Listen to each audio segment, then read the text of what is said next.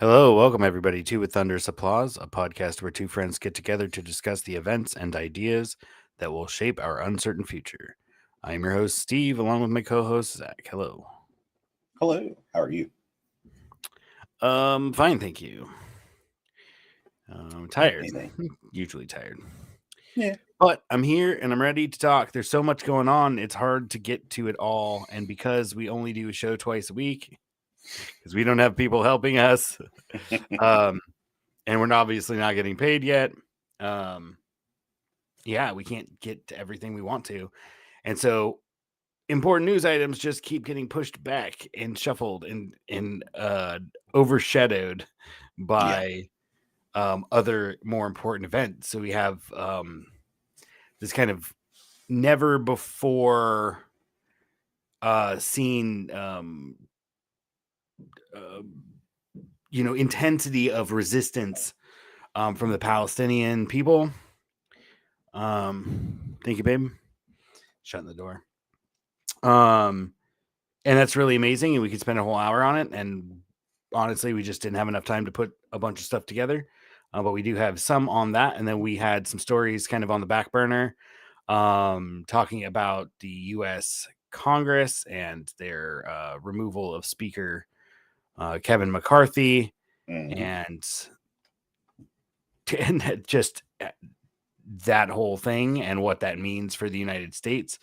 And then also talking about some flooding, because I came across an interesting article about China, some Chinese cities implementing this kind of design standard for managing floodwater. And since that's kind of the thing, the intersection of public policy and ecology, really excites me in a lot of ways. So yeah, we got just a handful of things to cover tonight. Yeah. So I figured we'd start with the oldest thing first, which is the speaker. I think it's the oldest thing. So yeah.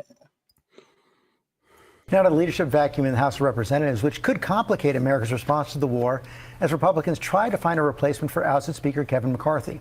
Rachel Scott is on Capitol Hill with the latest. Good morning, Rachel.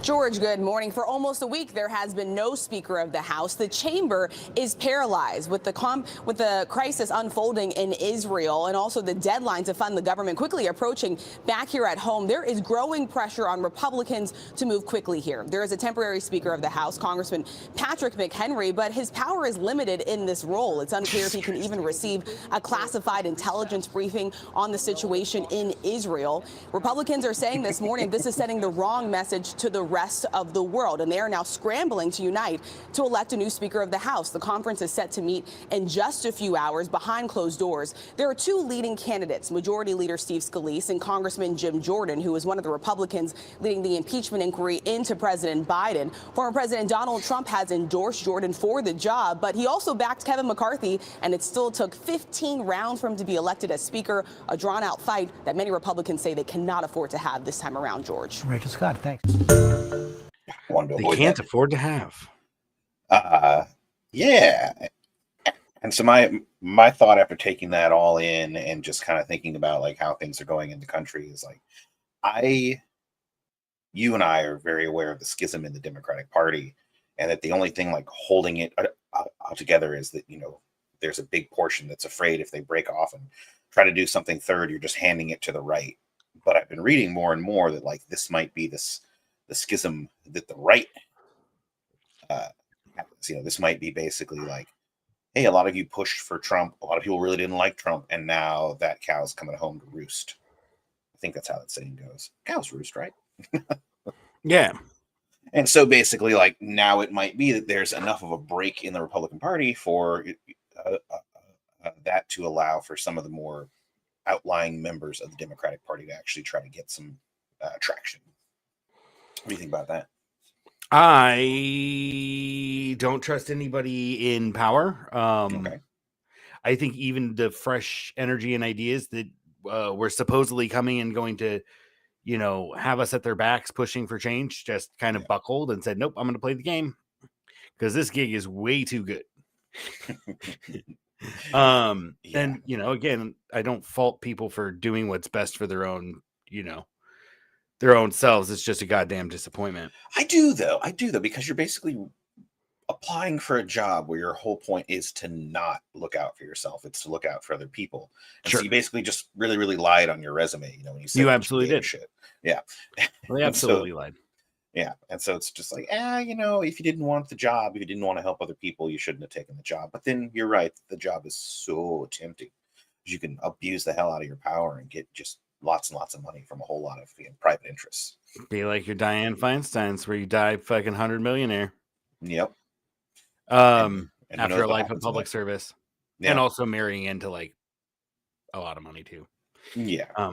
She was rich before that though. And also coming from a pretty well-to-do family yourself. At any rate, yeah, I find it very interesting. I think that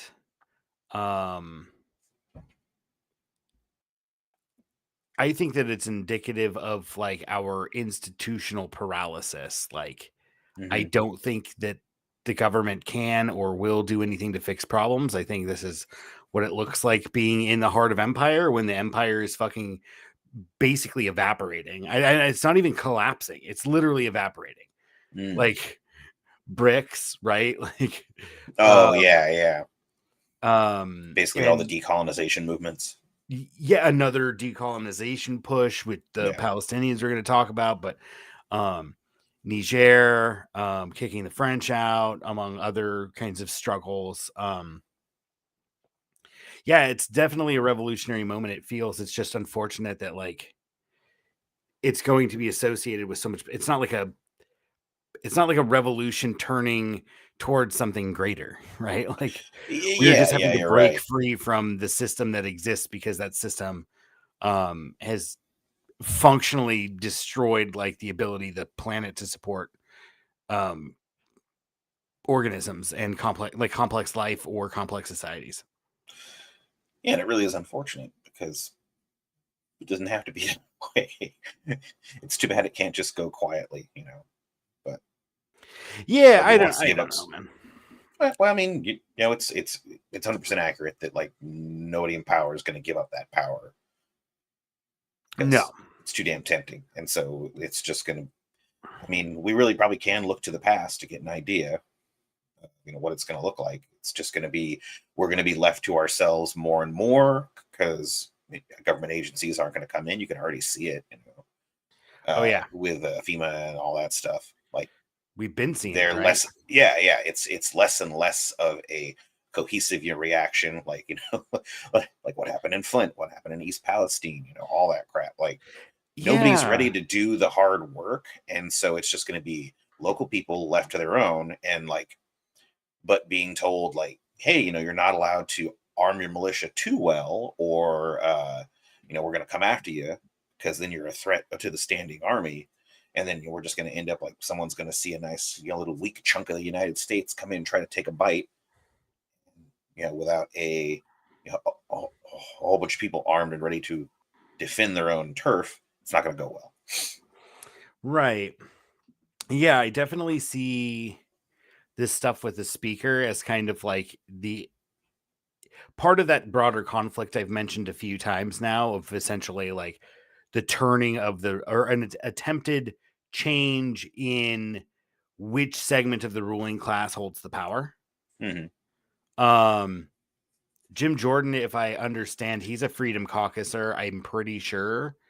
The guy they have as an interim should just be the permanent speaker. He seems so respectable with his fucking bow tie. I'm like, who else used I've a bow never tie? heard of him. It's like, if I've never heard of him, it definitely means he doesn't like rock the boat too much. Like, Yeah. Who else wore a tie though? Is Tucker Carlson. Yeah. I don't fucking hate Tucker Carlson the way some people do. I just don't like his bow tie. Yeah, he did do away kind with of it in the later years though. Yeah. Yeah, exactly. So Bill anyway, I think that the American political system is fucking. I mean, we're ripe for revolution. I don't know. I don't know. I think that the U.S. always pulls shit out of their hat and figures out how to keep it chugging along. But I Yeah. think that's going to become harder and harder. Like, we've always had bread and circuses. Like, we live a very, very high standard of living for like not that much. I mean, yeah, of course, Americans work hard and like we pay all the taxes and we don't get to enjoy like the greatest of great lives. But like even poor people in this country, right, have more than or access to material wealth and infrastructure that people in lots of places around the world do not have access to. Yeah. And followed up with a for now. Because Oh, it what? all seems to be For now. Oh, followed up with for now. Because it does all seem to be falling apart rather rapidly. Yeah, for sure. And I think that, you know, the UN special rapporteur for poverty and human rights or whatever it was, I've mentioned that report a few times where they're talking about how the American South is like this is worse than like a lot of places in sub-Saharan Africa, dude. Like, this is fucking pretty bad. So yeah, and so part of it's perception too, right? We've never gotten rid of poverty, like deep poverty. We just kind of tuck it away and hide it, right? Yeah. And I'm thinking that when you mentioned FEMA, I was like, yeah, but then I'm thinking back to like 2006 or whatever, when like New Orleans was just like absolutely fucking devastated, and like you spend a summer there and you're like, this is never coming back. Yeah. Like, it's never going to be the same. Yeah. Just like Paradise, everybody's like, we're gonna rebuild the ridge, rebuild. I was like, no, you're not. You're never going to recreate that. Like, you can't. Like, you can build another bedroom community there, I'm sure you can do that. Yeah. Right. But like, you're never going to build like another small little community like that. Yeah, it'll be very different. It'll be a whole different group of people with a different way of thinking. It's probably going to be a lot of wealthier people because they want to be away from everybody else. And look, there's this nice flat area at the top of the hill, that we can all go and live on. Yeah, exactly. At any rate, I'm just not sure how much of it was like these institutions. Did they deliver at some point and then stop delivering, and that's what we're noticing, or are we just noticing like our perception of these institutions has soured? Yeah, that is an excellent point. Like, and I would did they ever work, or did we just think they worked? And now that we've seen enough examples of them not working, we no longer think they work. I would say that they were really good at working for a long time at making big things once and then not doing the necessary upkeep to keep those nice things.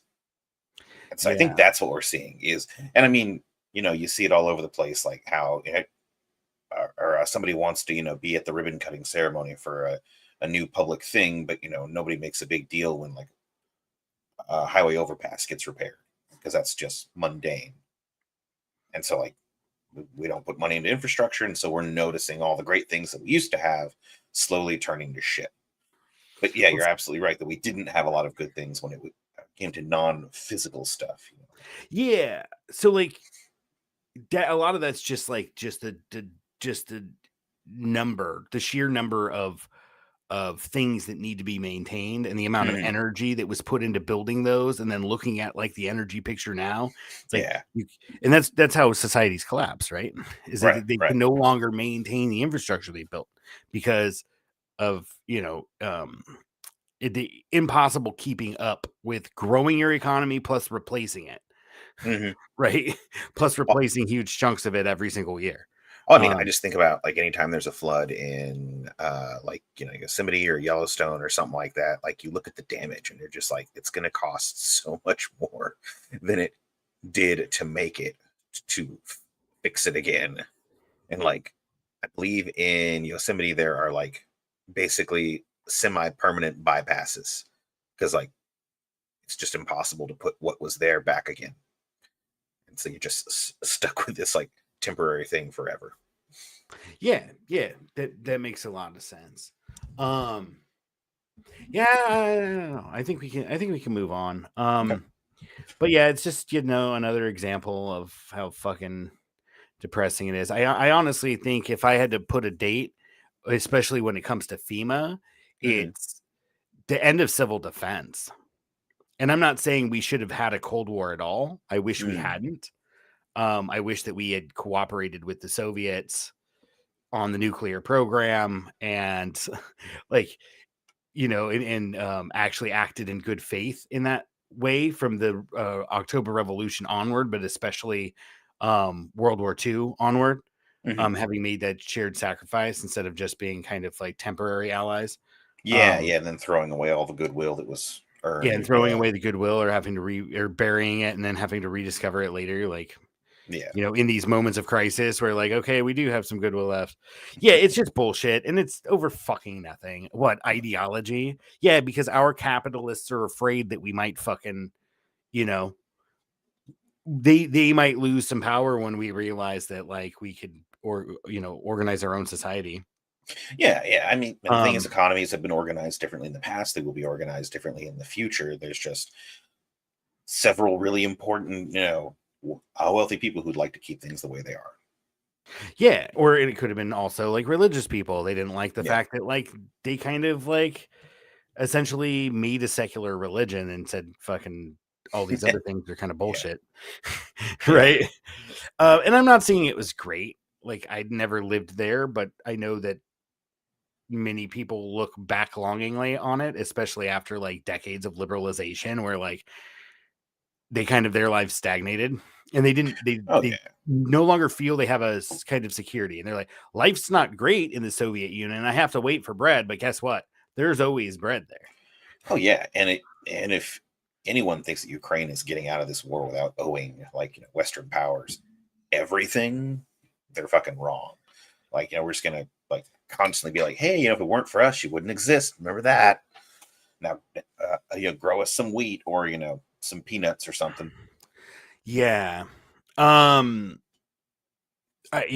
just think the world's in a fucking really kind of intense anxiety driving kind of way. Yeah. Speaking of things that drive anxiety, flooding. Can we do the clip from New York City first? Yeah, not a problem at all. Because that's really, I think, a better flow there. Yeah, go. Yeah. Where you see water pouring into this Queens subway station, Eric Sanderson sees something else. It's a place who used to be a salt marsh. And where you see flooding in South Williamsburg. That was Wallaby Creek. Sanderson is an ecologist with the New York Botanical Garden who spent years mapping out and visualizing what New York City looked like before and after it became a city. I know where these places are flooding because they're all places used to be wetlands or streams or ponds in the past. And we built city on top of them. Scientists say those areas are even more flood prone thanks to the increased heavy rainfalls caused by climate change. And also paving all of that and giving the water no place to go. Yeah. And so I was interested in this because I saw the water coming in and I was like, that doesn't look like that was necessarily something that was done on purpose. Let me do some more digging. And this paragraph here just was really telling.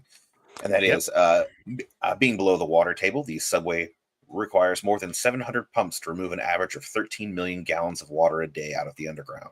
It is estimated that if maintenance ceased for a mere 36 hours, the tunnels would fill with water. 150 years of neglect, and the subway would be transformed into a labyrinth of fast-flowing streams, the station ceilings collapsing with ubiquitous platform columns, which also support the streets above, and New York City's underground would disintegrate, thus taking the above ground down with it. Yeah, the whole city would collapse in. Yeah. There was around the year 2000 or whatever, right? There was like, I don't know, Congress passed some bill where there was some like money or arts and education funding or something built around like the new millennium or whatever, right? Like starting a new millennium as America or whatever. One of the projects that they funded was in Brooklyn, right on the other side of the river from Manhattan. They built a subway museum at an old closed subway station because it was like a riverfront area that probably used to have boats and fisheries and probably manufacturing and other things, but all that had kind of like faded out. So that station had closed and they turned it into a fucking subway museum. And so I went to that subway museum and, yeah, dude, there were fucking pictures when they decided they needed to dig the subway system. There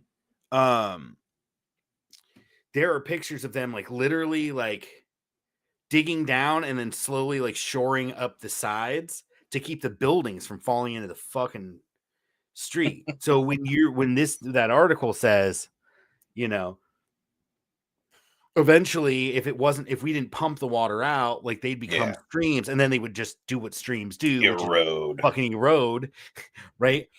And then once it took out a lot of the support infrastructure, the city above it would fucking fall into it. Yeah, absolutely, 100%. They straight up were like bracing, like putting fucking steel beams between buildings. Yeah, so that they actually shifted inwards towards each other. Oh shit! And then they were held apart by this, so they didn't fall into the street. It's fucking crazy.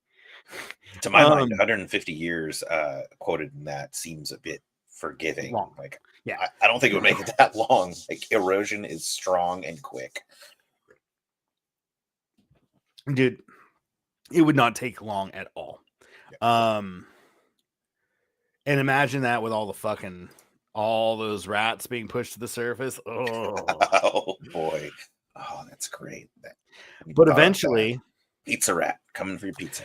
And it's interesting too, because they mentioned that, and I'm thinking of like in Philadelphia, when you go to the old city, so like the part of the city that used to be like colonial Philadelphia,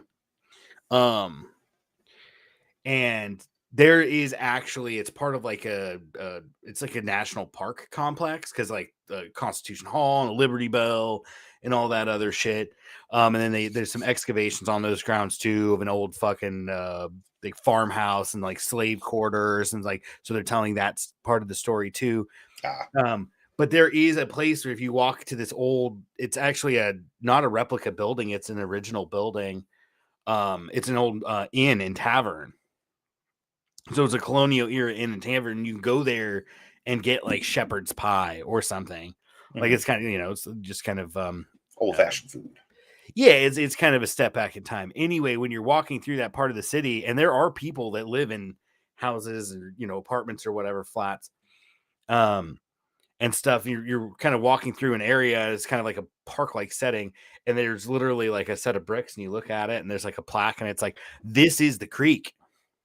This used to be. It's just a fucking path, but this used to be where a creek ran through this area, which is why they built a settlement here. And then it was like, by whatever time when the population of the city had got up, that it wasn't even functionally a creek. It was basically an open sewer. And then that's when like a lot of the infrastructure development in like the modern city, right? Like with fucking sewers and all that other shit. Yeah.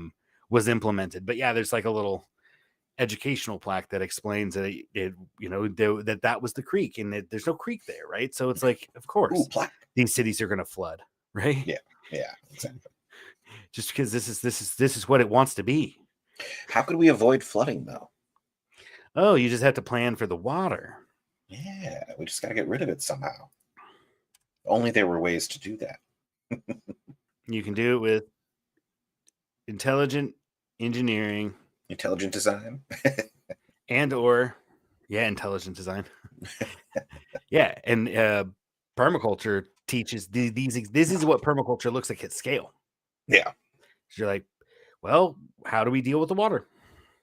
And you would actually build the entire city. This wouldn't be an after effect where it's like, I want the city here. How do we deal with the water? You'd be like, where does the water go? Okay, how do we build around that? Yeah. And you would have planned water in from the very beginning, because water is an unavoidable force of destruction. And it's also critical to living organisms. So like, we should probably center all of our decision making around water, right? Like, but rivers meander. That makes it hard. Let's just tell it where to go. Seems easier. Let's just burn a ton of fossil fuels and build whole machines and have entire career fields where people don't produce their own food but spend 6 years at university learning how to engineer. And let's put all these resources towards doing this way, because this way makes sense. And it's not. Yeah. It's for private property is what it is. Oh yeah, and like hold back the ocean and stuff like that. No small feat. Yeah, you confine the river behind a levee because you don't want it taking people's property. Right? Yeah, basically. It's a very expensive way, probably the most expensive way of protecting private property. Cops are more expensive. But yeah, that's true. But yeah, especially since we don't repair the levee. That's true. It's only got the upfront cost.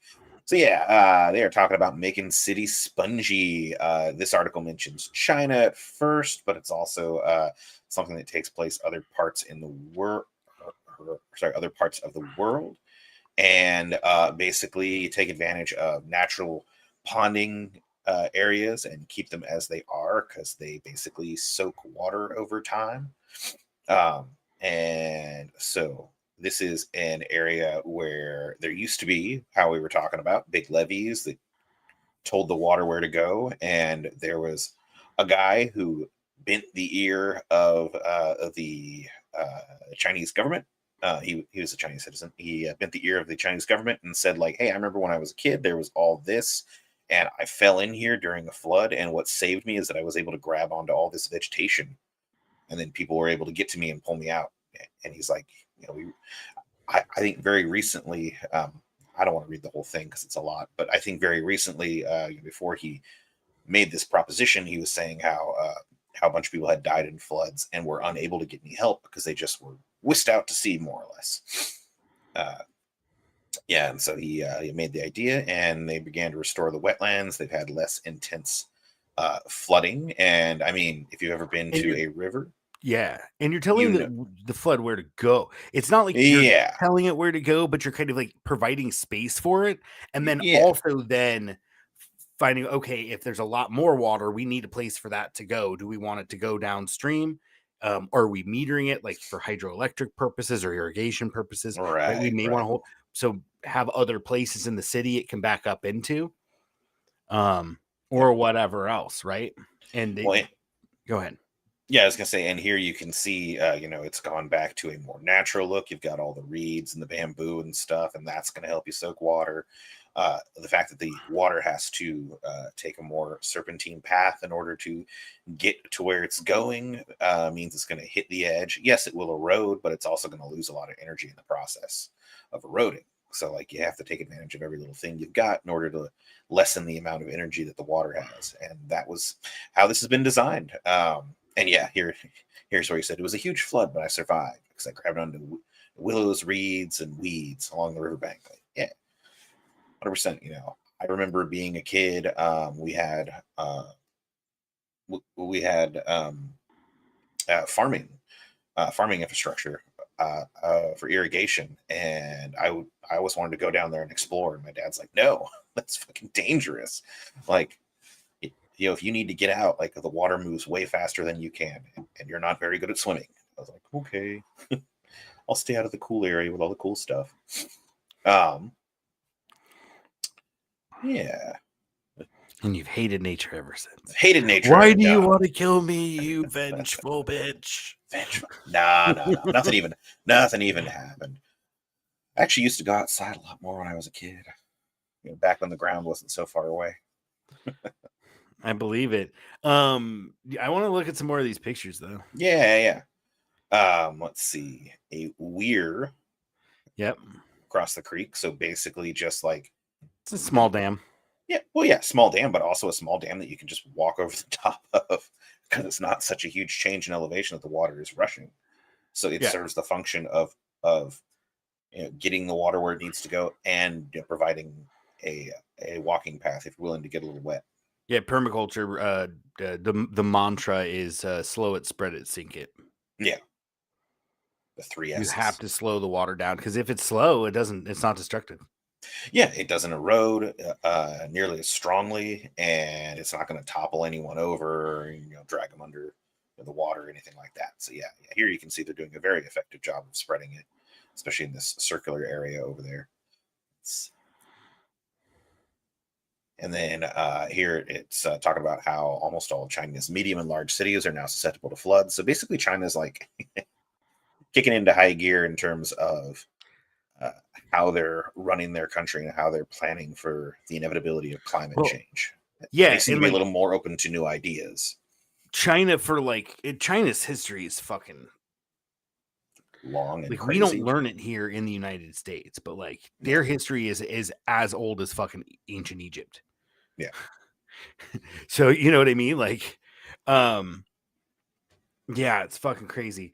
But their population is largely in the east, settled into like a handful of like really productive river valleys. Yeah.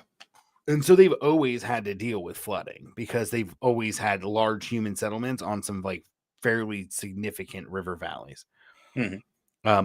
And we've talked about lessons from the Loess Plateau, and part of that project wasn't just economic development for the people that live there. They're trying to find cheap ways to deal with flooding issues.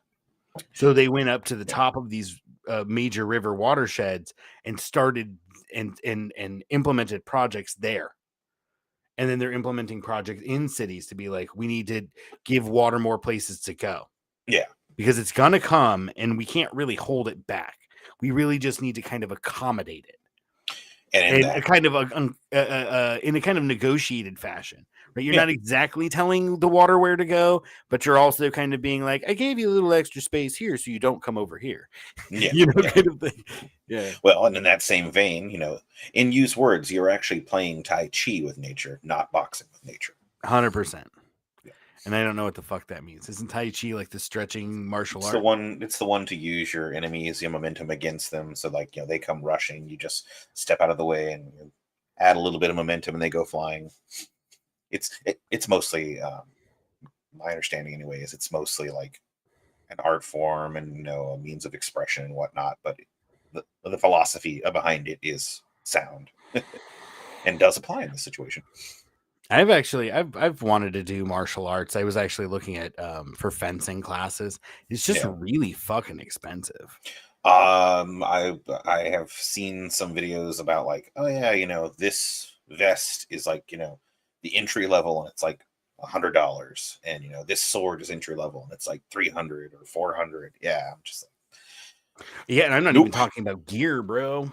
No, you're just talking about if you just take classes. Just to take the class. And they do say if you're taking classes, like you can borrow gear for like the first month or 6 weeks or whatever to like figure out if you want to keep doing it. But like, it's like an hour a week or an hour and a half a week for it's like fucking $350 a month. So it winds up being like, like 80 or $100 every week. Yeah. Which is a lot. It adds up. Yeah, and I mean, obviously, if you have a friend who does it, then you can just, fence with that friend and all, but he's going to be slowing way down for you, and you're going to be getting your ass kicked a lot too. Yeah, and I've thought about that. I'm sure there are people that have I'm sure there's YouTube channels for fencing and all this. Oh, dude, you have no idea. Because I was just thinking of like, the last couple episodes of Ahsoka and Ezra being kind of like the martial art monk guy. Right. Yeah. The martial artist type character, and thinking of the D6 archetype for the martial artist and all that shit. Yeah. And I was just thinking like getting good at using a stick as a weapon. Because like sticks are pretty easy to come by. Mm-hmm. In fact, I just did some pruning and got like some plum sticks that would probably make pretty effective fighting sticks. Right? Like because the plum wood gets real fucking hard and it doesn't split a lot. Yeah. And so like, and they're like what, an inch wide. So once you, like use a draw knife or whatever to clean that up and take the bark off, like you'd probably have, 7/8 or 3/4 of an inch or something. Yeah. Thick, and it's pretty hard wood, and you can get them, 2 or 3 feet long. Like, a 2-foot stick is pretty, if you know what you're doing with it, you could probably, as long as you could close range on someone with a firearm, you could, once you got close quarters, like you could effectively not get shot. Not something I recommend, by the way. Do not try to close quarters on someone with a gun. With a gun. No, I'm just Doesn't usually end well for you. But yes, in an emergency situation, yeah. Yeah, 100%. I like this though, because they're saying the idea is so contrary to everything that we know about modern society that when he pitched the idea a couple of decades ago, people accused him of being a spy for the United States because he was there studying a design, and they're like, no, like, this is what Americans are doing. Like, you're trying to lead us astray. Mm-hmm. and he says 600 presentations later, he finally got him to try it. So yeah, and this sort of thing is just like working with nature instead of against it. And I like this. This is a great picture. It shows how they basically have this area that floods really high, and so they just made a walkway that's above the flood level. You know, like, you don't need to be everywhere. Yeah, and you can do them as like elevated parks, because New York's Yeah. doing that with like abandoned elevated train lines and stuff. They're making these like sky parks, basically, but just giving more space for people to be outside and go for a walk or walk their dog or whatever in a manner that fits with the city, in a place where like real estate is fucking premium, right? Perfect example right there. It's just like, well, and look at this. Wouldn't you want to be in that? Like, oh, I'm on my lunch break. Let me go take a walk amongst the reeds. That'd be awesome. Yeah, I mean, realistically speaking, and that's a renewable resource right there. Mm-hmm. So I don't know if they, can plant species or experiment with species to figure out which of those, shallow water grasses makes better ethanol or whatever, more efficiently can be converted to ethanol. Yeah. So you have options, or you could use it in composting, right? Like, okay, cool. We harvest these and we have, various nonprofits in town that compost for community gardens or whatever it is. Mm-hmm. Mm-hmm. You were talking about scale earlier. And so he is someone else, Erica Gies, who wrote a book about water management called Water Always Wins. She says that people see a city in China flood from heavy rain, and then they say that sponge cities don't work, but that is a fundamental misunderstanding of scale. And yeah, that's absolutely right. Like, think back to what we were saying about New York City. Like, that entire city needs 700 pumps to pump 13 million gallons of water a day. That's some scale for you right there. And so, like, they're doing work here to slow it, and don't take a single failure, to heart too much. It's working in areas, so you gotta keep trying. They're talking about slowing water there. Slow it, spread it, sink it is the mantra. Yeah. There was another one that I liked, not in this article, but actually back in the one we were watching before. In Bangkok, for example, subway riders walk up a staircase before they walk down, a design aimed at keeping water out.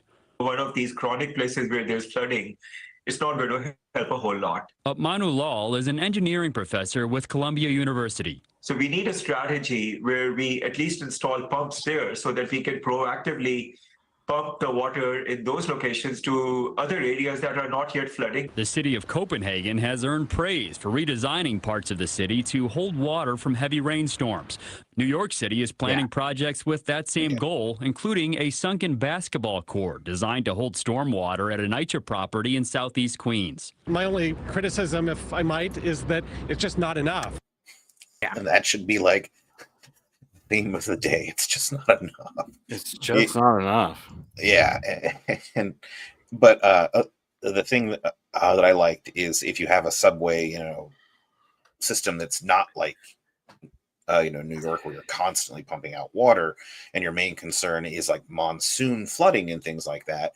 The idea at the beginning of the video is very sound, and that is that, like, you make your platform elevated so the entrance that any water would need to go into is 4 feet above the ground level, and so you're good as long as the flooding is less than 4 feet. And then you just go back down, and the water's probably not permeating fast enough. And it seems like a very, very simple idea. And as we all know, simple problems demand simple solutions. Simple solutions.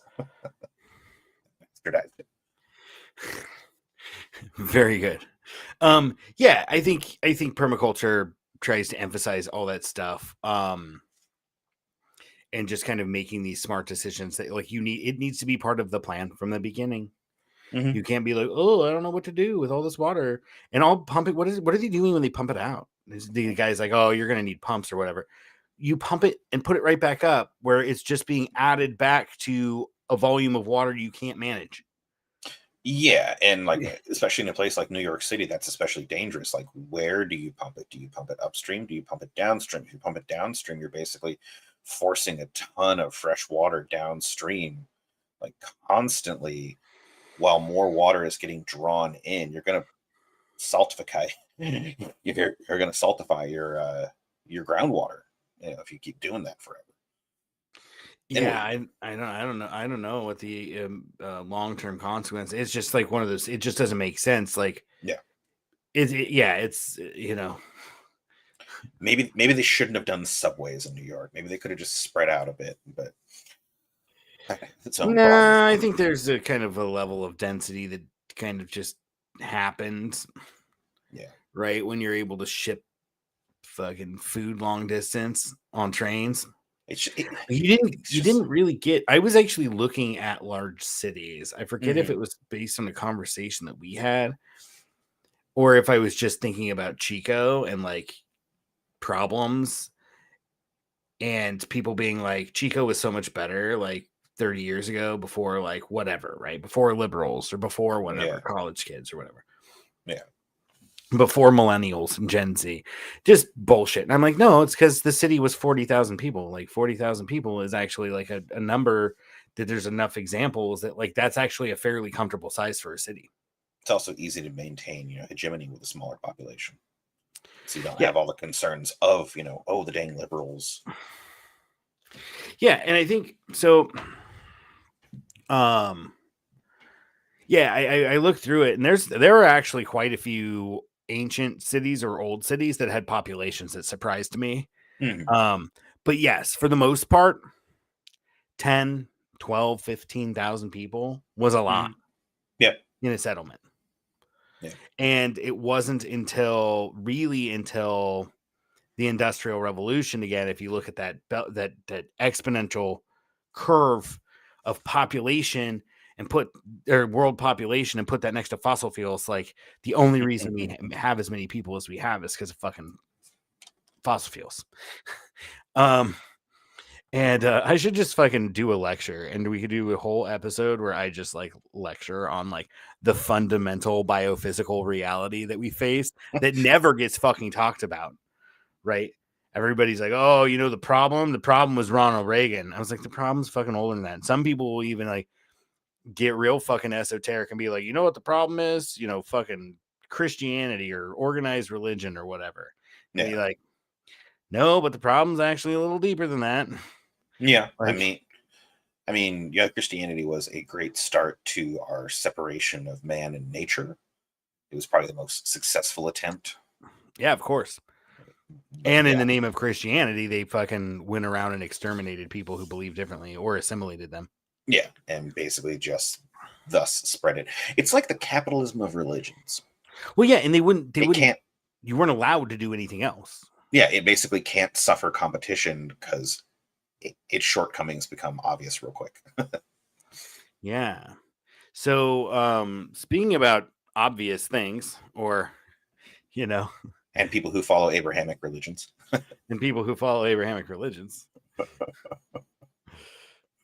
We are going to shift gears and talk about Palestine, even though we probably should have already, because we need more than... We are at 45 minutes. We're going to go fast. So this is a picture of Palestinians who have taken a bulldozer from the Israelis and have used it to break down a portion of the Iron Wall. So it's just a fun little image, and it is setting up the video that we then have. Right. Yeah. So to set up the segment, obviously this happened. Anybody that's going to watch us or come across us probably has some kind of interest in global politics. We talk about it all the time, not because it's hip, but because we actually have a long-standing interest in education in the matter, both as veterans and also like students of the world. At any rate, this issue's been really important to me for a very long time. In fact, I remember when some kids in my high school class, we were like juniors or something, or seniors, whatever it was. I think we were seniors. And someone's like, "Hey, who's Sharon?" Because I had fucking made a sign and put it on my vehicle that said "Stop Sharon," Ariel Sharon, who was the prime minister of fucking Israel. This was during the second Intifada, and which took place in the early 2000s, and it was a formative. I included in the list of things that made me who I am politically. Like watching them bulldoze houses, like drag people away and bulldoze their houses and be like, "No, we're taking this. This is for us." Right? Fill wells with concrete. Yeah, cut down olive groves that are fucking 1,000 years old, shit like that. Yup. In an attempt to exterminate these people and remove them so that they can have the land. And so that was really important to my political awakening. Realistically speaking, when a lot of people who are now commenting on it and pretending to be experts on the issue fucking were still shitting their pants, right? I mean, I hate being a fucking crabby old man, but like it just sucks. And I'm like, you guys have no sense of, like, not everybody. Obviously, we're going to show a Richard Medhurst clip, and they're fucking awesome. Also, Breakthrough News and Gray Zone have a bunch of really good shit out on this issue. We all knew it was fucking coming. Like, and one of the things that I wanted to pull and I didn't was from the Gray Zone live stream they did. Max Blumenthal and one of the other writers over there. I think I want to say Wyatt. Anyway, they were talking and they gave a line that kind of ties into one of the, I guess, low-key themes of our show, which is that this kind of fetishization of nonviolence like has run its course, right?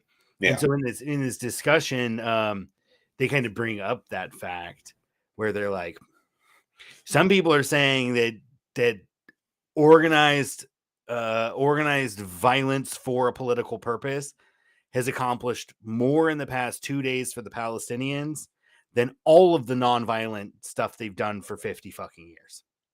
Yeah. And in fact, one of their more high profile nonviolent resistance campaigns of the last decade or so ended in, like, I forget how many, but it was like the Great Rite of Return, where they were just like walking to the wall and then soldiers were sitting there shooting them because they're not supposed to come near the wall or the fence or whatever. Yeah. And then they were shooting to cripple. So they're like crippling like fucking kids. They were shooting fucking medics and shit so they couldn't respond to injured people.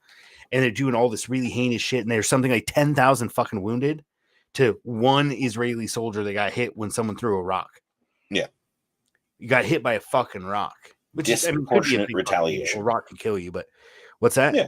Oh, disproportionate retaliation. Yeah. Precisely. And then here it's like, now it's over 1,000 people, I think, total dead. But like, one of the things that we don't get to in these clips, did they get to in the Gray Zone piece too, is I had no idea when I started hearing about it. And of course the Western press is just like, giving you one side because that's the only side they care about. But I had no idea they had struck so many fucking military targets, because all you hear is like, they're taking hostages. Yeah, they're doing it for prisoners. Yeah. They're trying to get fucking bargaining chips. Yeah. Well, and the main thing I heard is like, oh, they attacked an innocent rave. And it's like, why was the rave so close to the border wall? You know why? Because in the second Intifada, they took that territory and built fucking settlement there. And so it's maybe not exactly that. I'm not sure exactly where it happened, but basically they've been encroaching.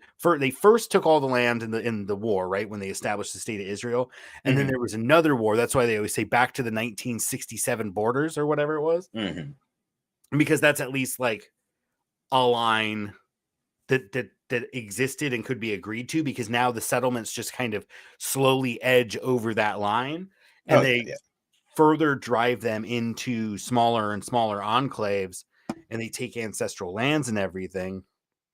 And so, yeah, these are they're very, I mean, Israel's not a big fucking country. I don't know how big it is, but it's probably smaller than most US states. I can guarantee it's smaller than California. Oh yeah, it has to be. 8,550 square miles. 8,500 square miles? Yeah. 85 by 100. So that's like 2 or 3 counties in the northeast of California. We are a big state. 2 or 3 out of the 56 counties in the state. Delaware. I think it's bigger than Delaware. Okay. Delaware's only 2,400. Okay. It's not so it's about 3 times the size of Delaware. A little more. Yeah. Almost 4, but yeah, like 3.5. Okay, cool. Yeah. Still not that big. Yeah, and disproportionate representation in international affairs and things like that. You got a whole bunch of Americans who care about Israel real bad for some reason. Yeah. I don't understand it. What I've heard from friends who are fucking Zionists, at least one friend in particular said, I am a Zionist because it makes me happy to know that this place exists so that I don't have to practice being a Jew. That is literally what she said. Okay. She said, as long as Israel exists, I don't have to fucking go to temple. You could just not go to temple even without Israel. What does it matter? I think it was just being like that the traditions, because the whole thing is like the diaspora, right? And so these traditions that they kept, right? And we always being a historically oppressed people, which is not a universal experience, right? I think a lot of that was propaganda, but because they were actually treated quite well in, yes, very good. Yeah, to defy the laws and traditions of crusade only on the brand. You don't need religion, folks. You don't need it. You just don't. No, you don't. At any rate, I knew, and a lot of people are attached to it because they feel like this was like it's owed to them to have a homeland because they haven't had a homeland in forever. And the thing is, it's like, yeah, I don't like those arguments, and I don't mean that just because, like, I mean, my family came to the United States after the closing of the frontier, when most of the crimes against fucking Indigenous and Black people, happy Indigenous Peoples Day, by the way. Yes. That was going to be my suggestion for the title. That Palestinians are Indigenous people too, or something, or Palestinians are Indigenous, or something like that. I could change it once it goes in. Yeah. At any rate, we didn't really lead off with Indigenous Peoples Day, so it doesn't really matter. And it really doesn't matter. But what I was saying is that, my ancestors, if you want to call them that, like, came to the United States after all of that was done. So I'm kind of like, wait a second, you don't get to like come back and then be like, right, Israelis or whatever, the whole project of Zionism is that like they were forced out of their homeland. They weren't. There were fucking Jews that lived there the whole time. Mm-hmm. They were a minority, but that's the whole point about the Jewish state and why they're trying to exterminate the Palestinians. It's because they just don't want to share it. Mm-hmm. The problem isn't that they haven't had access to the Holy Land. Jews have lived in the Holy Land fucking since the very beginning, right? Well, like, they just want to be a political majority. Yeah. As their neighbors, you have to question like, where will they stop? But I mean, maybe that's just me. That's true. Yeah, I mean, that's absolutely true and possible. I don't think that they would want to. I think once they carved space out and it conformed to whatever their kind of bullshit. They were given a fucking country. Make Israel great again, basically, right? Like, let's go back to whatever the biblical territory was. Yeah. But there was no biblical territory because we didn't draw lines on maps. And they were nomads. Well, they were nomads for a major portion of their history. Yeah. So it's completely ridiculous to say, like, the only, comparison that you have over here is like, oh yeah, we were a tribe that spanned from here all the way over to here as the seasons changed. But like I think the big difference is most Native American tribes are not trying to then claim that whole space for their own. They're just like, we just need a place to live, man. Then leave us alone and let us take all the white man's money with casinos. I think there was a South Park episode about that shit. Maybe we just need to give all the people in Israel casinos. Yeah, I don't know. I disagree. I just think that that's kind of a bullshit claim. There's there's a Dave Chappelle. Of course, there's a Dave Chappelle joke about it. And it actually is kind of like a subtle theme of like one of his specials. Mm-hmm. But he's like, yeah, I'm starting to write a treatment for a movie. It's about this group of people that go out spacefaring, and they live many generations like away, and then they decide they want to come home, and so then they take the people that were there, and then they get rid of them. It's called Space Juice or something like that. Yeah. At any rate, it's good shit.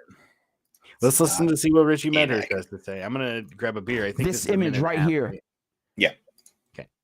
Of a Palestinian commandeering an Israeli bulldozer that is used to destroy Palestinian homes and Palestinian infrastructure and ethnically cleanse Palestine, commandeering this vehicle to now do the opposite and tear down the fence.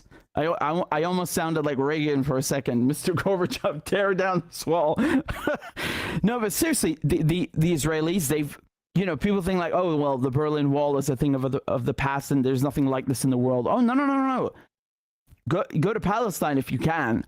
And you will see that the Israelis have watchtowers. They have this giant concrete wall that they've erected. And we're talking about Gaza, right? So this attack, when we're talking about Hamas, is coming from Gaza, which is isolated, which is besieged, which is under embargo, right? Which the Israelis destroy it, and then people try to rebuild. Not allowed. Oh, you're not allowed to bring in concrete. It could be used for explosives. You're not allowed to bring in this and that. It could be used for explosives. Just like making sure that they live in rubble, actual rubble, no rebuilding. So seeing them now, yeah, it's fucking crazy. I was watching a different video and they were telling a story of like 20 years ago or something. They Israel like bombed their airport. Mm-hmm. They were talking about them not being able to leave, right? Because the military's like, all right, we're about to fucking basically roll in and destroy your neighborhood. You need to leave. Like, and they're like, where the fuck do we go? We're not allowed to travel. Yeah. Don't have passports. Yeah, we're not allowed to travel. We have no means of going anywhere. Mm-hmm. Right? And that's the thing they were talking about, this airport, and how basically after they bombed it, got rid of a bunch of the infrastructure, then they came in with bulldozers and like just tore up pieces of the runway so they wouldn't be able to rebuild it. Yeah. Easily rebuild it. And then like people from the neighboring areas actually just went and took those fucking chunks of concrete that they ripped up out of the airport and took them off to use them to rebuild their houses. Yeah. Of course, use what's available. It's what's available. Yeah, it's fucking crazy. And there's a lot of stuff going on. He talked about them commandeering a bulldozer. I think he showed an image of that. Yep. They attacked a lot of military targets. They had like specialty units. So they had like hang glider units. They had diving units. Mm-hmm. And that's not getting covered very much. Speedboat units. Mm-hmm. They've manufactured drones in the fucking Gaza Strip and utilized those drones to drop ordnance on Israeli personnel carriers or tanks or whatever. And that is the new fighting style. I think we covered this in a prior episode. We did. Where drones are basically a very cheap way to put a bomb on something and put it on a target. And like, the equivalent of the United States probably costs like $500,000. That's the thing. It's fascinating to see this because like we had that conversation about the war in Ukraine and how like there's this new generation of warfare that's emerging that's like showing us now how the wars of the future, how these civil wars of the future will be fought. when there's no central state to, commandeer and manufacture or commandeer tax monies and manufacture weapons. Mm-hmm. When we're doing the weapon shops in our own fucking garages or whatever, right? Right. And it's really fascinating, but apparently, they've attacked a lot of all the civilian stuff gets fucking covered because that's the stuff that's they're trying to get the American public on board with A, giving a bunch of money to Israel, and B, possibly stepping in on Israel's behalf against Iran. I have a feeling, and I'll offer my thoughts. I have a feeling that a lot of this, this is going to inevitably lead to a conflict with Iran in some way, because Israel fucking hates them. Because they're a regional power player that doesn't fucking play ball with them. Mm-hmm. And I also fear for the Palestinians that I fear that this will be seen as an opportunity. The Israeli state has been kind of on shaky footing, right? There's been a bunch of protests about judicial reforms, Netanyahu's corruption scandal, right? And a lot of people in the government being under scrutiny of the public, and tons of protests. We talked about protests. Mm-hmm.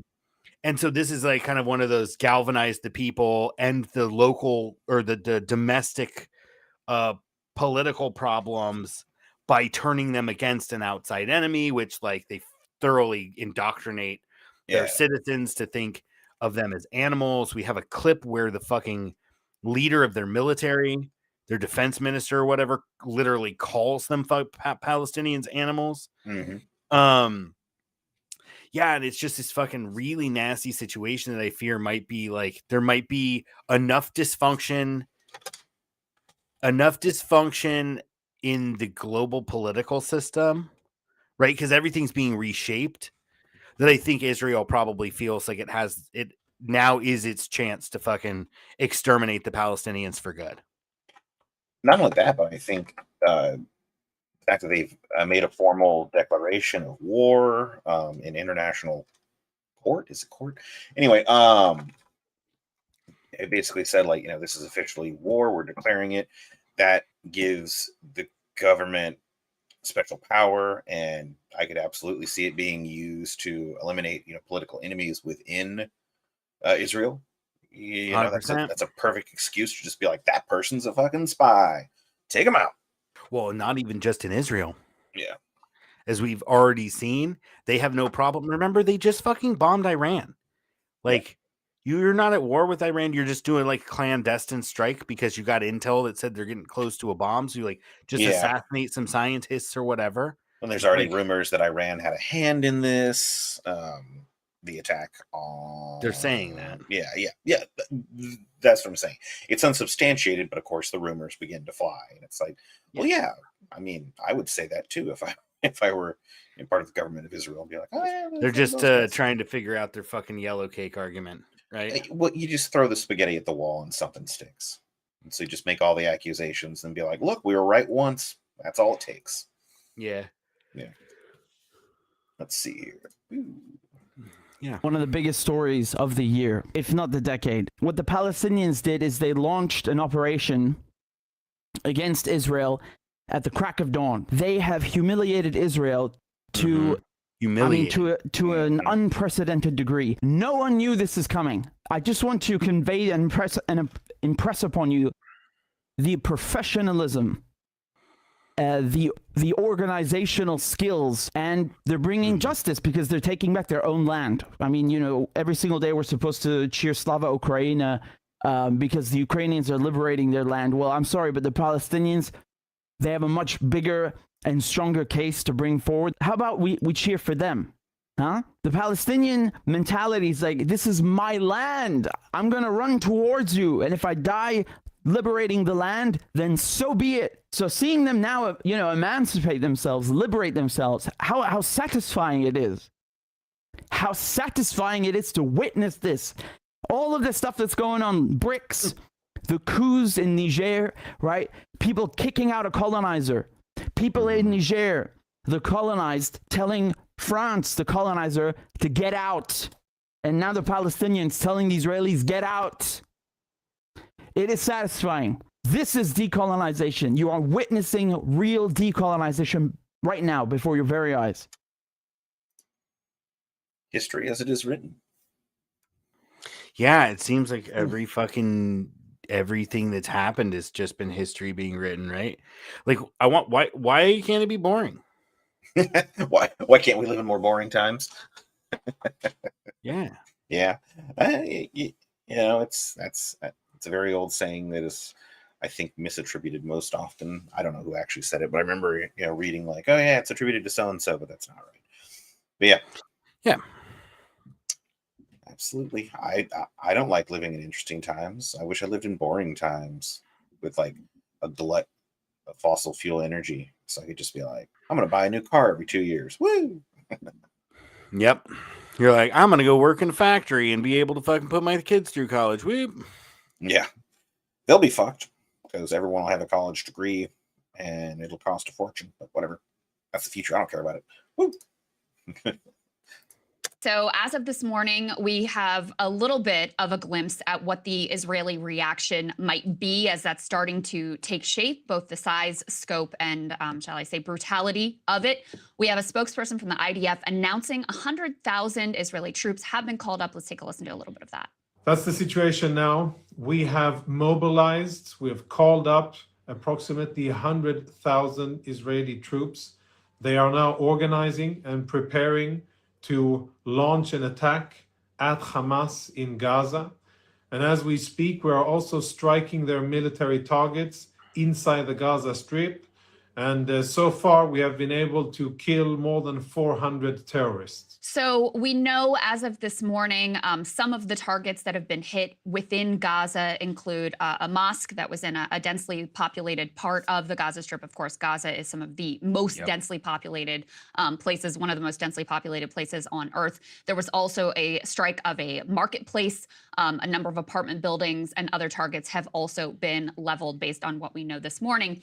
In addition, put this up on the screen, they have announced, as Israel's defense minister announced, that Gaza is going to be put under a complete siege. Now, Gaza has already been under a brutal blockade now for 16 years, which has caused massive problems in terms of access to food, water, basic supplies, poverty rate. Massive problems, with them getting access to basic living things. Shouldn't the story be led there when it's like, and aren't you not obligated when he's like, we've killed 400 terrorists? You'd be like, just for the record, they haven't had access to like basic shit for dozens of years because of being under a blockade. Yeah. Well, and like, what I don't get is he says, oh, we've killed over 400 terrorists. And it's like, you didn't even know the attack was coming. How the fuck do you know who's Hamas and who isn't? And the fact that you hit like a mosque and schools and apartments, it's like you're just and a grocery store. Yeah. So they just complete siege. They're not letting anything in. Yeah. So no food is going to be brought in. And they obviously aren't growing a ton of food. Yeah. Right? Because they turn the taps off. That was one of the things that led to a conflict a number of years ago, was that settlers, remember I said they keep pushing beyond those 67 borders or whatever. Mm-hmm. Well, in some of those districts, the settlements of Israeli settlers were taking like all of the fucking water. And Palestinian farmers didn't have water to water their orchards because they were watering their fountains and their grass and all the other stuff in their kind of really nice suburban, whatever existence, whatever they built there, right? Their settlements. Yeah. And they were taking and using all the water. So it's not like they have water to grow food. Mm-hmm. Right. So nothing's coming in, but then they're like, okay, we're going to eliminate whatever stores they have. Mm-hmm. We're going to destroy the grocery store. We're going to destroy the church. Yeah. We're going to destroy their houses. Mm-hmm. They have no food and nowhere to go. And like, seems like the headline should maybe be along the lines of like, oh, Israeli, government starves, Palestinian children. Like, is that what it takes? Do we got to just like, give the truth before anyone's willing to step in and be like, hey, Israel, maybe you should just chill for a little while. live and let live. And But why maybe- would they? I think a lot of it is propaganda. I think a lot of the ruling class might be really upset about this and want to fucking make an example of the Palestinians because ruling class, it's a transnational ruling class. Yeah, Like we can't say the American ruling class and the French ruling class. Like there's some differences, but essentially it's a transnational ruling class. yeah, they have more in common with each other than they have with us. Yes, precisely. More in common amongst themselves than they do with the commoners in their respective countries. Class solidarity. Exactly. Class solidarity for the rich. At any rate, they might be like propagandizing it in such a way, editorializing it in such a way because they either believe in Israel's project of exterminating and completing their genocide against Palestinians, right? Or probably more importantly, is that they want a global example of, hey, don't you fucking think about trying it. And I would not be surprised if 10 or 15 years from now, some fucking journalist through a FOIA request finds out that there was a renewed period of domestic surveillance on the US citizens after this. Because just to see how people Gaza is already super surveilled. Yeah. I mean, this is going to radicalize a certain subset of Americans, and it would be, in the government's best interest to have an eye on those radicalized people, because the more that we harm clearly innocent people, the more that people get up in arms about it. And so in this instance, all they can do is try to hide it via the mainstream media, which is just, it's literally like the same thing with a few different words changed, no matter which news station you go to. It's kind of sad. No integrity. Anyway. Rate, unemployment rate, etc. This, though, goes much further. The defense minister saying specifically no electricity, no food, no water, and no fuel as Israel begins their response to those horrific That's for everybody. Yes, that's right. Yeah. I'll read the full quote here. He says, Well, yeah, because you can't, say, hey, this water will poison, people in Hamas and it's good for everyone else. Nope. You just got to indiscriminately, blockade everything. Quote, that he's got no electricity, no food, no fuel. Quote, we are fighting human animals and we will act accordingly. So, yeah. Animals. I think most of us can agree that humans aren't animals. There's some things that are different in between us. We are animals. Oh, yeah. But I mean, non-human animals. It's just an attempt to take away the human aspect of it and make it easier to convince your people to shoot children and shoot the elderly. Yeah, That's and all it I is. don't recall if they ever. I remember after that bit, Sagar kind of almost doubles down and uses the same rhetoric of them being terrorists and shit. And it's funny because she just literally read they're going to fucking punish the civilian population brutally. And they're also committing war crimes. Because when you target civilian infrastructure and churches, those are fucking war crimes.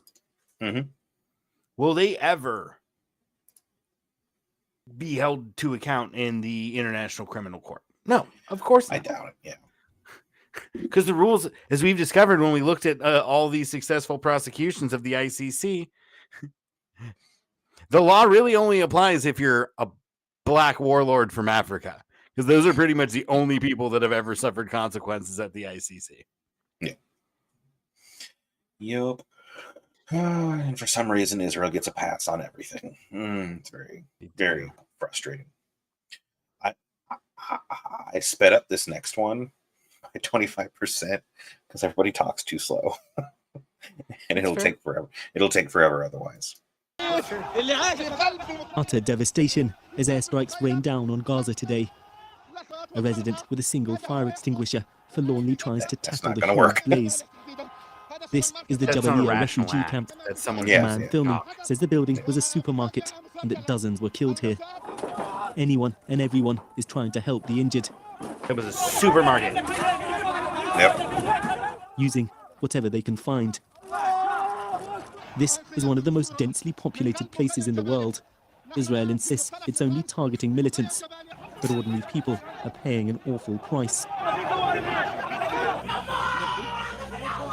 Well, at least you know who's dead. Dead bodies line the floor. The pain is overwhelming. Bodies continue to arrive, many just children. When you speed it up, it doesn't really hit you in the feels the same. May God be with our young ones, says this woman. We raised them with love, but didn't get to see them grow. Across southern Israel, a massive military presence has been building up. Preparations, it seems, for a major and deadly ground offensive. At the entrance to the town of Sidero, soldiers are on high alert. 3 days after the assault by Hamas militants began, Israeli forces have continued battling small groups of militants infiltrating from Gaza, responsible for massacring and abducting hundreds of people. Over there, you can see what's left of this small town's police station. Hamas gunmen had taken it over, and the Israelis used a bulldozer to flush them out. And you can see just how serious a firefight it was. I mean, there's bullet casings strewn all across the floor here, and over on the side, you can see the state that these cars are in. 3 days after it began, this assault is not yet completely over. Throughout the morning, not far from here, there's been further clashes between militants and soldiers. Yeah. It might lose a little bit of it, but it was very slow. Otherwise, it hits you in the feels when there's a slow burn of the old lady crying. Oh yeah, it's hard not to feel for an old lady, you know, who doesn't have all of her teeth and it's crying over stuff. And then of course you saw all the family members, you know, when they were showing the corpses. It is interesting that you can tell who's dead as they have to blur them out. So they don't have to. I think that they just generally try not to. Well, choose to, yeah, grotesque violence on TV. Yeah, Channel 4 is maybe a public. Maybe we need grotesque violence on television. You know. Yeah, I don't know, man. When the internet was first a thing, there used to be a website. I don't think it exists anymore. I forget what it was, but you used to be able to look up it was like a repository for like old crime scene photos and shit.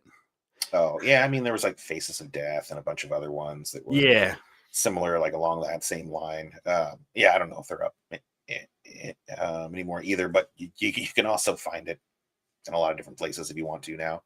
I don't know. I think we just get desensitized when we don't see the consequences of the actions, and like you can say, oh well, you're seeing all the people suffering and all that, but if you put a face instead of just knowing that it's a blurred out corpse, I think it's going to hit you a little bit harder, and maybe piss you off enough to write a letter or call someone or something, something that you think might be effective.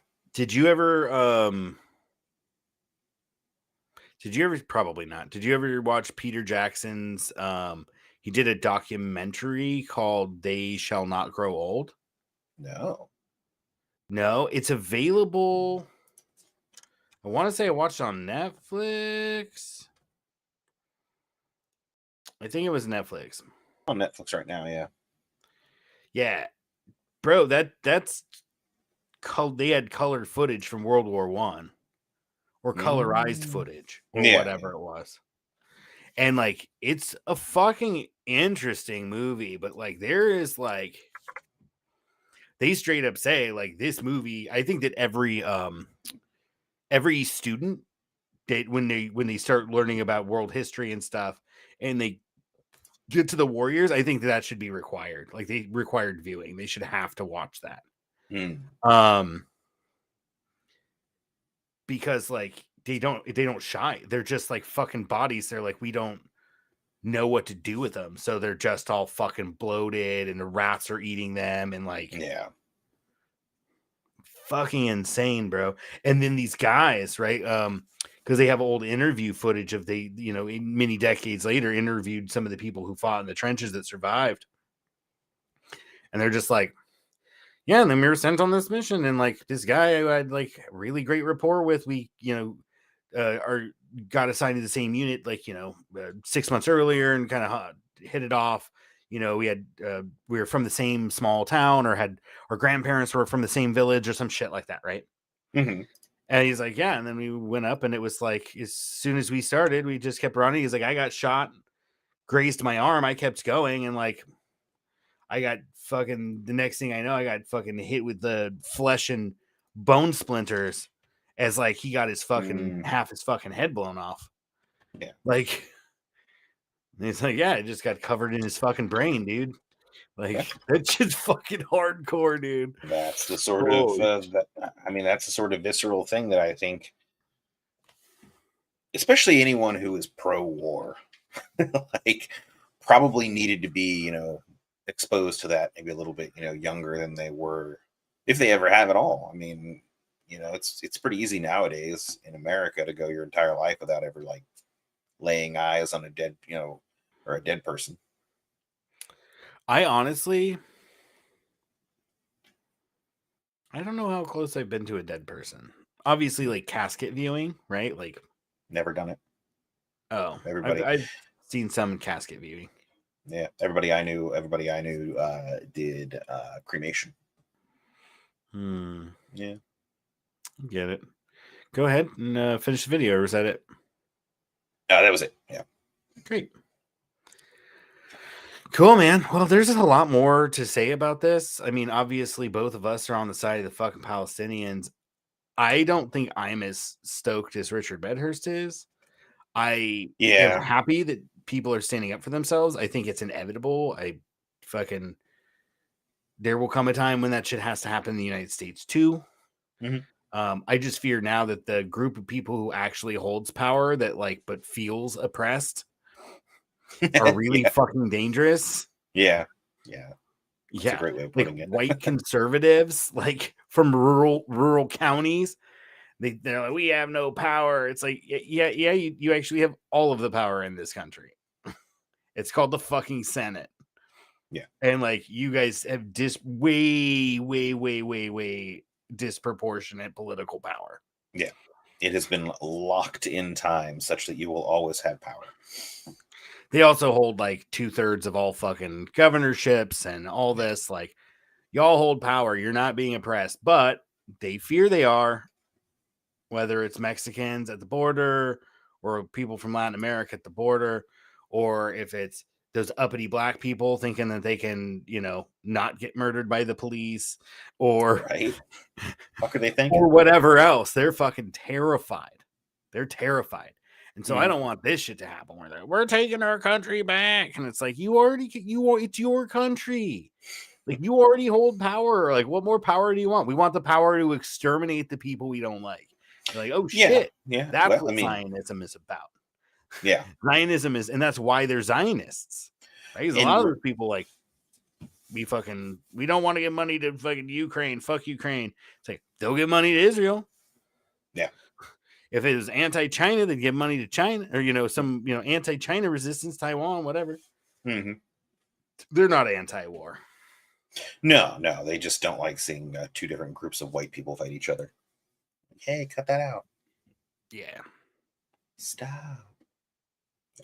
Or maybe they just recognize that business is more important, but when it comes to things like killing Muslims or killing Chinese people, they're all for it. Yeah. Yeah, I guess you're right. It's just because they don't want to see white people killing each other. It's so barbaric.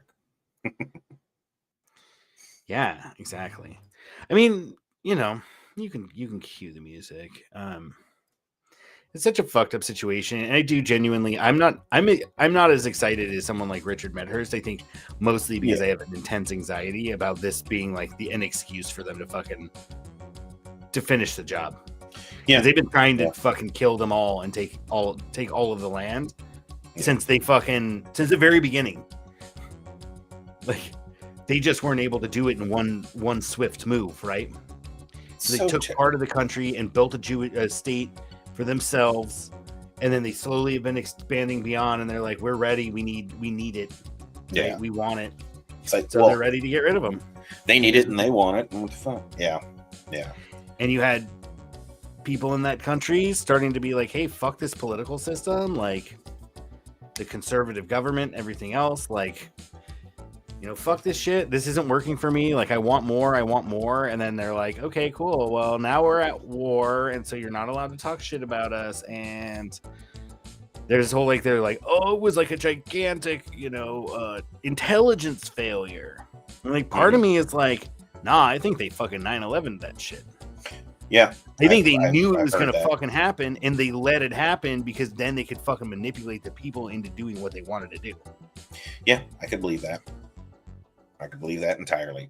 And they probably got rid of a bunch of, dissidents who were, going to a rave. Darn people with their lack of morals. I mean, I always just took Israel as being a lot more European, like compared to the U.S. Like, yeah, you took a whole bunch of European people and put them down in Israel. What's that? So you took a bunch of people from Israel, from Europe, put them in Israel, said, "Hey, this land is yours now," and they were like, "Cool, it's not enough, more." That sounds very European to me. Yeah, I meant in the sense of when you said rave, like, oh, they're depraved. No, that's just Americans. Gotcha. Yeah, fucking Europeans, that's just like what you do, is you go fucking party at the club and dance until like 3 a.m. Yeah. Like, it's absurd. We are like the weirdest culture, and that's a story for another day. But I was talking to Brooke about like, we just talked about blurring out dead bodies, right? We have this strange aversion to and or fear of death in our culture. We also have a really we're like sexually repressed.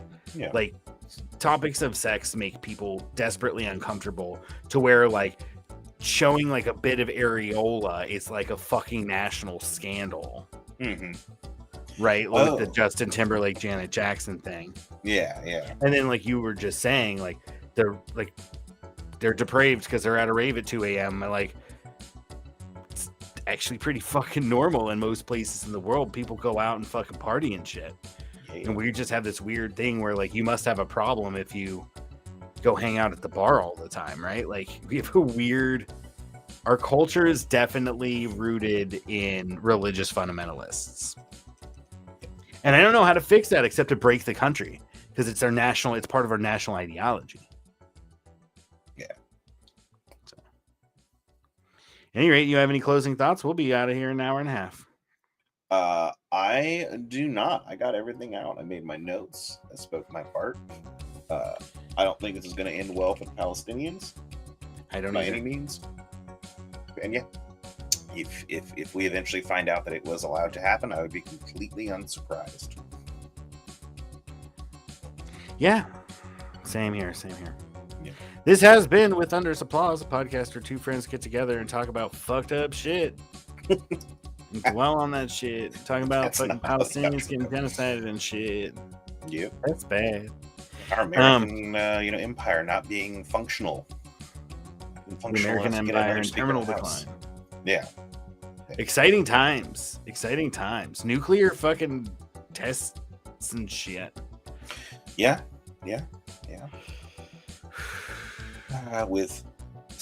When liberty dies, it dies with nuclear infernos.